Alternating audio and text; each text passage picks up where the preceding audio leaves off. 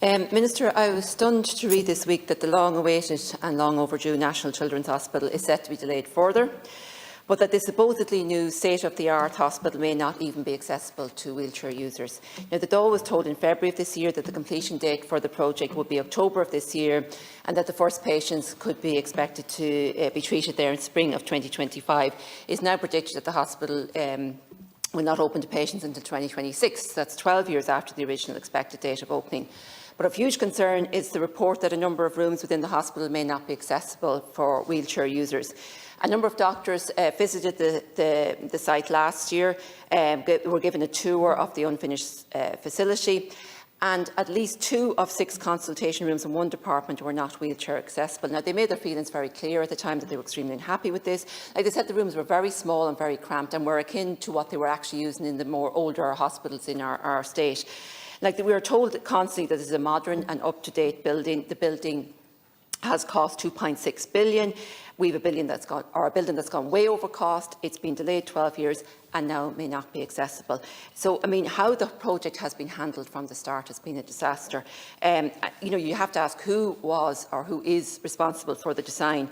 I mean, how could any professional stand over designing a building in this day and age that's not accessible?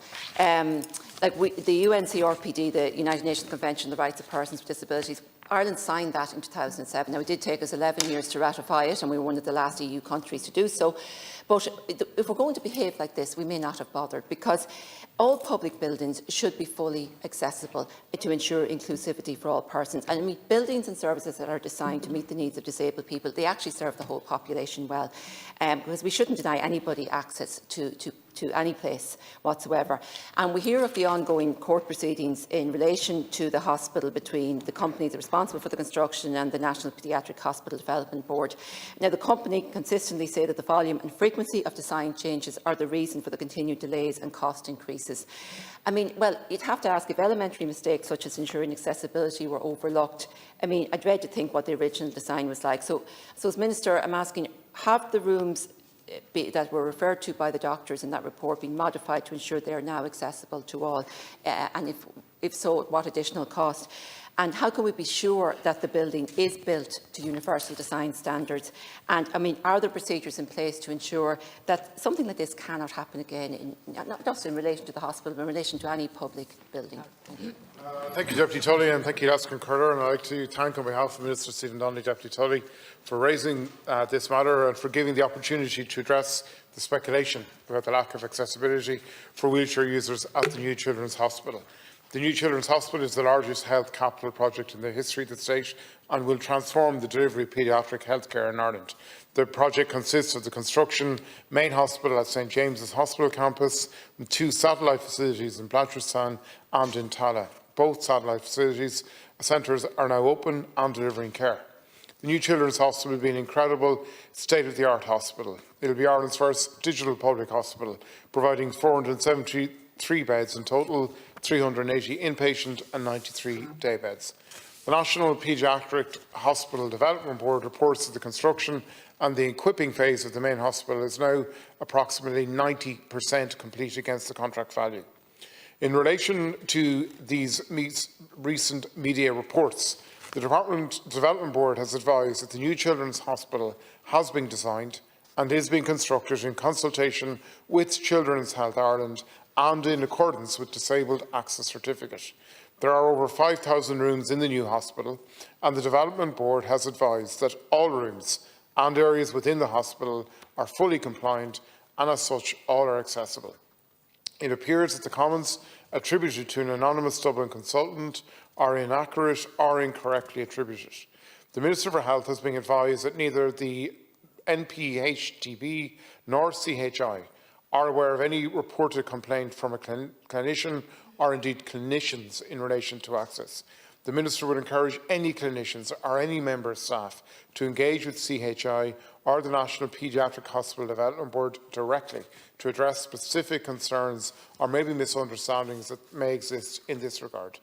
The hospital design evolved out of extensive dialogue with many stakeholders, including staff from the 3 children's hospitals, with families, with young people and children who are former or current users of the service. This process, which also fostered integration and alignment of new ways of providing clinical care, has led to the development of a world-class building expressly designed for staff to deliver the best possible clinical care for children and young people. With a project of this scale, and with such a large workforce moving into the new hospital, there will undoubtedly be reservations and differences of opinion raised by clinicians and other staff. However, significant consultation was undertaken to capture and address as many of those matters as possible at the point of design. The new hospital has been designed in line with international best practice to contemporary standards so as to reduce clinical risk and to be as future-proof as possible, including ensuring accessibility for staff, patients and their families. And just to reiterate once again, if there are issues and if any clinician or any member of staff has an issue in relation to this issue, then we would ask them to engage with CHI, NPHDB or the Minister directly. Yeah, thank you, Minister. Yeah, I suppose, I mean, the need for this hospital has long been debated and is without question. And I know that there were delays in the initial stage over where the location should be, and I know it was settled to be in the middle of the city, which I still question as being whether that was wise or not. But anyway, it's too late to go back on that. I mean, if there had been delays at the beginning to ensure that the design was right, I think everybody could have understood that. But it seems that there's been change after change after change, which has caused delays but also caused additional funding. And we have to remember, this is taxpayers' money. So while we need this state-of-the-art hospital, it was never predicted to cost as much. It's probably one of the most expensive, I'm not saying the most expensive hospitals in the world, but one of the most expensive. It should never have got to this.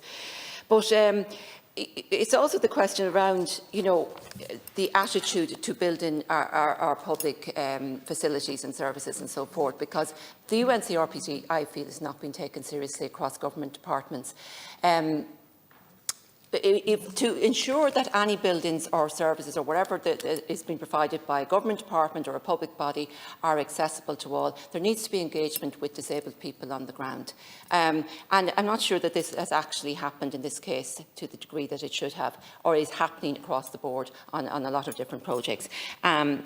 And I know there's a delay in the reporting cycle at the UN on how our progress on the Convention to date, and it'll be a time before we know, get feedback from the UN. And again, that's a resource issue at UN level. But, you know, again, we need to ensure that we are complying with the Convention and ensuring that there is inclusivity and there is fairness. So I hope that the hospital is fully accessible, that if there are any issues that they have been addressed at this stage, and that it will proceed as quickly as possible. But it is unfortunate that things like this are coming out at this stage.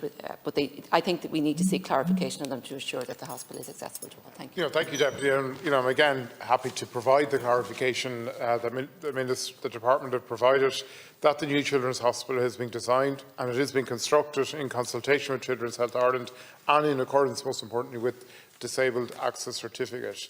5,000 rooms in the new hospital, and the Development Board is advised that all rooms and areas are fully compliant and as such are accessible. And again, reiterate, if somebody has evidence to the contrary of that, to please engage with the Hospital Development Board, with Children's Health Ireland or with the Minister so that we can address that issue.